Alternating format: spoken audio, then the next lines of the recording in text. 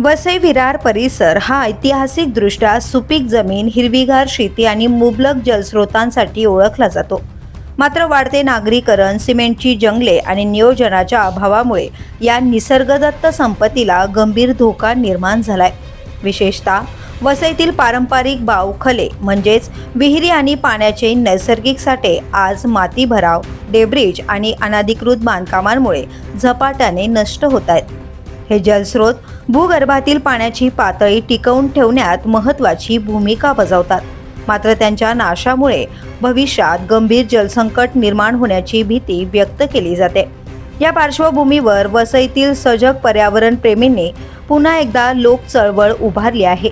हरित वसई वाचवण्यासाठी आणि जलस्रोतांचे संवर्धन करण्यासाठी नागरिकांनी पुढाकार घेतला असून प्रशासनाकडे ठोस उपाययोजनांची मागणी केली जाते.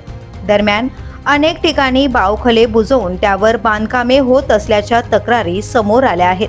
यामुळे स्थानिक नागरिकांमध्ये तीव्र नाराजी असून पर्यावरणीय समतोल धोक्यात आल्याची भावना व्यक्त केली जाते. पर्यावरण तज्ज्ञांच्या मते जर आजच ठोस पावले उचलली गेली नाहीत तर वसई विरारचा परिसर भविष्यात जलसंकटाच्या उंबरठ्यावर पोहोचू शकतो. द पोलीस न्यूजसाठी नितीन पाटील, वसई विरार.